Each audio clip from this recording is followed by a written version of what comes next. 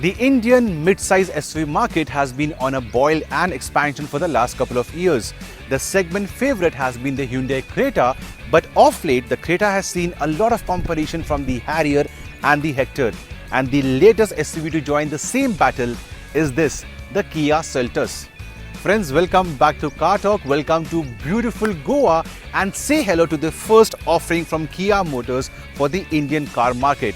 Now this one made its world debut a few weeks back in Delhi, and since then a lot of questions have been asked from various readers, friends, people and so on about the Seltos.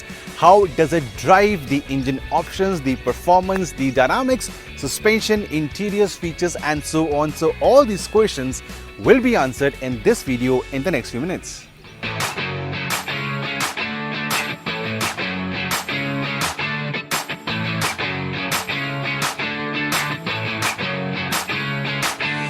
Now before we start with the Seltos in the review, let me tell you there are various colors of the Seltos available on the drive event today. So in the video you will be seeing the Seltos in different color options. Now the entire body shell of the Seltos is not very radical or different than the competition, but there are elements which really make it stand out from the crowd of other mid-size SUV segments. For example, up front, the DRLs and the LED treatment, it is what makes it so much different on the road. The indicators are on right now, and you can see there is a 3-layer indicator setup over here and 4-layer on the inside. They are very bright. Above the indicators is the main headlamp assembly, which also again gets a very wide running DRL strip that covers the entire width of the car. This is something that Kia calls as the Tiger Nose Grille. Tiger Shroff, of course, is the brand ambassador for the Seltos in India, and we are the first ones to break that news on the website. On the lower part of the bumper, you also have these ice cube DRLs on either side of the bumper. This is something we have seen in other Kia cars which are sold internationally. Now this is the GT line version, and this one has a lot of differentiating elements. For example, on the lower lip of the bumper, you have these lovely red inserts. These of course will look much better in a color which is not red. On a white, for example, this really stands out. So up front, given the DRLs and the LEDs, the front is really striking, and on the road you get noticed very easily. On the side profile, this is the GT line version, so you have these taller alloy wheels. These are 17-inch alloy wheels. On the normal you get 16 inches. Because it's a GT line version, again you have these lovely cool red calipers and red color for the Kia logo on the wheel cap. Again, the side profile is not different. As I told you, you have a flattish roof, you have a rising shoulder line over here which goes into the rear of the car. But the rear is interesting, no doubt. Again, you have these DRLs to your rescue. They are very bright. They can be seen in proper sunlight. And again, like the front end, even the indicators here are 5-stage. They do look cool. And this part actually reminds me of the Ford Mustang for some reason, these 5-stage indicators. On the lower part of the rear bumper, these are not exhaust outlets. They are the fake diffusers. They do look very cool, very sporty, and again red inserts because this is the GT line variant. The actual exhaust sits somewhere over here. It cannot be seen from the naked eye. So overall, with the likes of the Harrier and the Hector in the segment, Kia Motors had to do something radical, and I think they have achieved that. The design is striking. You get noticed very easily, and the LEDs, the DRLs, they work very well in the favor of this car. So in the parameter of design, out of 10 marks, I would give this one 9.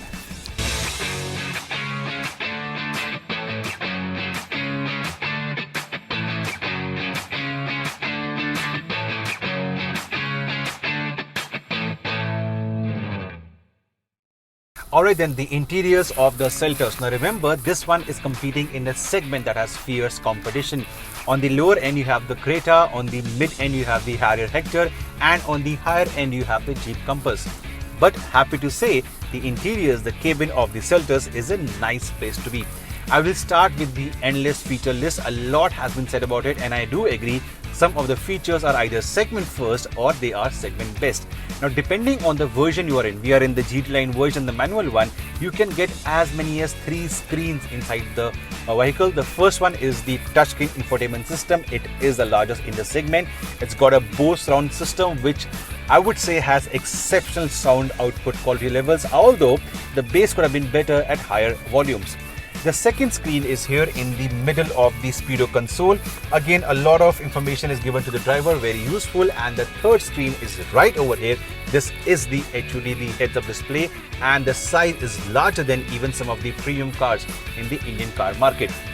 And then there are more features. For example, the UO Plus app that gives you so much more functionality. As an owner, you can control a lot of things about the car right from your phone, which includes starting the car remotely, even turning on the AC. Then you have the smart pure air system, which really improves the air quality on the inside, and the perfume levels, the kind of perfume you want, can also be changed from the diffuser, which is right placed over here in the armrest. You have your RSA assistance and the SOS right over here from the internal rear mirror. You have a sunroof over here, climate control. The seats are ventilated. The driver's seat is powered. So yes, feature wise, I think Kia has done a good job. Now, depending on the version you pick, you can either have all black interiors or black and beige like the one we have right now. But do remember, none of the variants have proper leather seats. The seats are either fabric or they are leatherite. Apart from this, from a driver's perspective, the comfort levels, I would say, are quite nice. I have a proper dead pedal over here.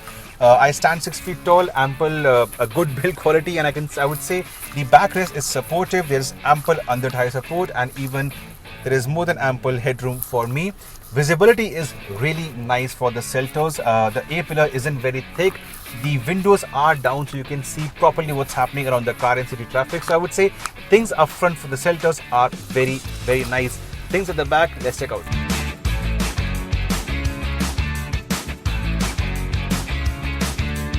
Alright, then the rear continues to impress me like the front as well. I'll start with the space over here.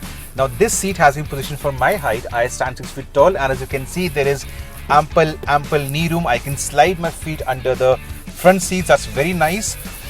Enough shoulder room, enough headroom, and the rear seats can be reclined in 2 stages, and they can be reclined independently.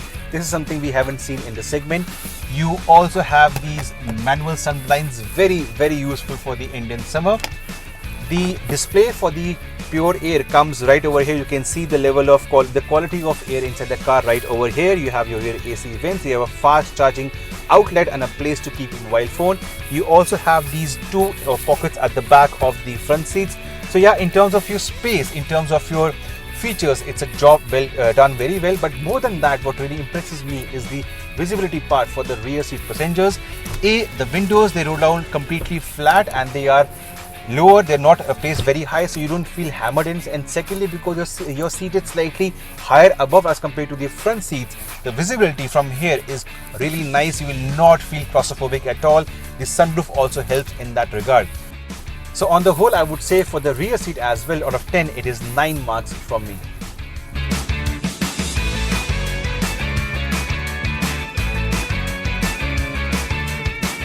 Now, in terms of the engines on offer is where the interesting part about the Seltos comes out. For starters, you have 3 different engines on offer, 2 petrol and 1 diesel, and all the 3 engines are offered with both manual and automatic transmissions.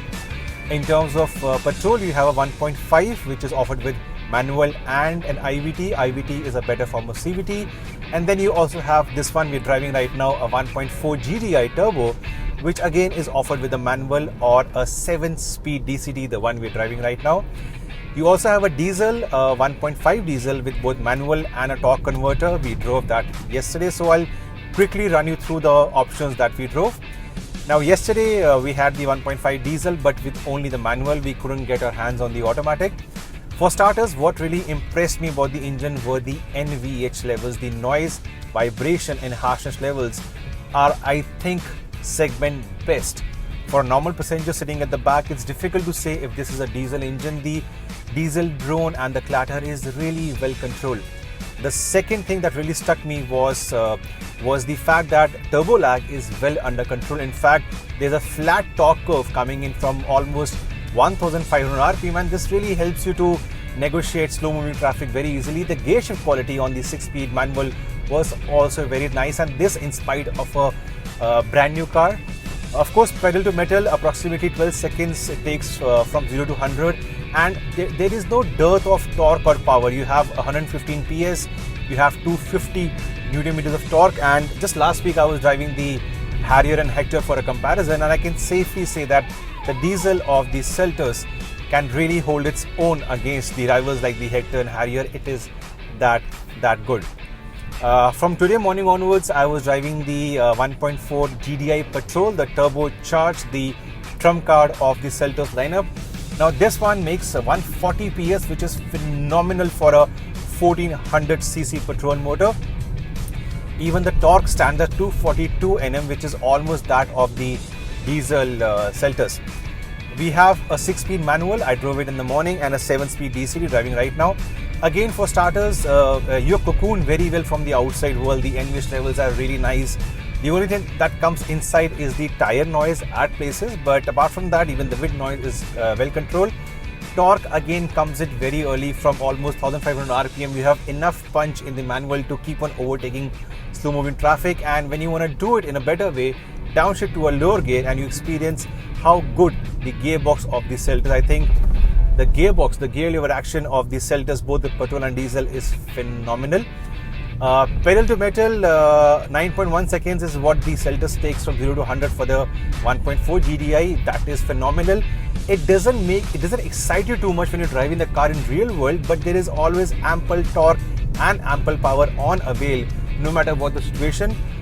Post breakfast at 10:30 we shifted to the DCT, and this really is the best package of the lot. If I had to pick a Seltos in terms of engine and transmission options, it would be the 7-speed DCT petrol.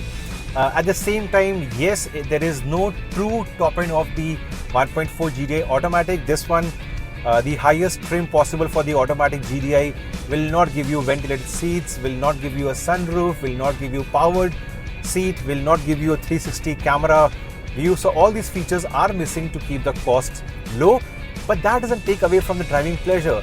This DCT performs the way a dual clutch is supposed to be it in the upshifts or the downshift. In fact, I will openly say this DCT feels a generation ahead of the DCT of the Hector. It is that good.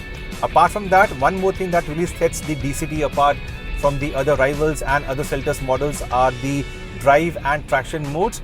Now these are not gimmicks. In the drive mode, you can shift from the normal to the eco to the sport. That changes the way the car behaves.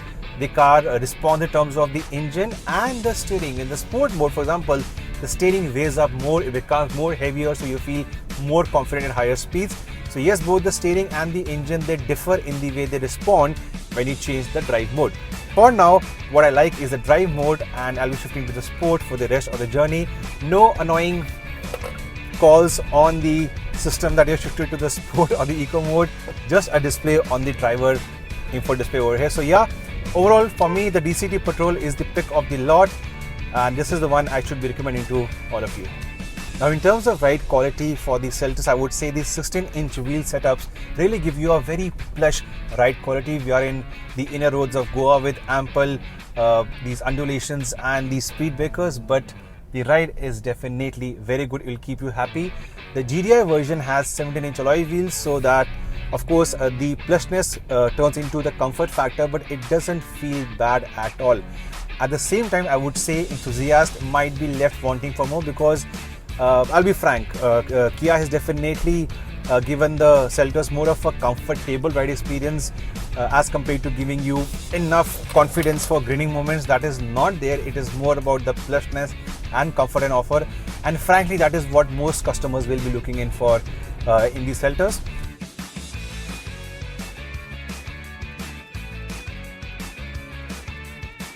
Now let me start the summary by saying I am very impressed with the Seltos. Yes, this one has a late mover disadvantage in the segment, but at the same time I think the homework done by different departments of Kia Motors is spot on. For example, the striking and different exterior design, the spacious interiors, the endless feature list, and the unbeatable engine and transmission options, and then the comfortable ride quality. The only thing remaining to be seen is the pricing, which will be out by approximately 20th of August, and that is where we can finally give our verdict on the Seltos. In my opinion, if they can price this from under 10 lakh rupees ex-showroom Delhi, they definitely have a winner on their hands. What do you feel about the Seltos, and what should be the starting price of this car in the segment? Let us know in the comment section below, and of course, to watch such videos from the Indian automotive industry, you know what to do. Subscribe to our channel.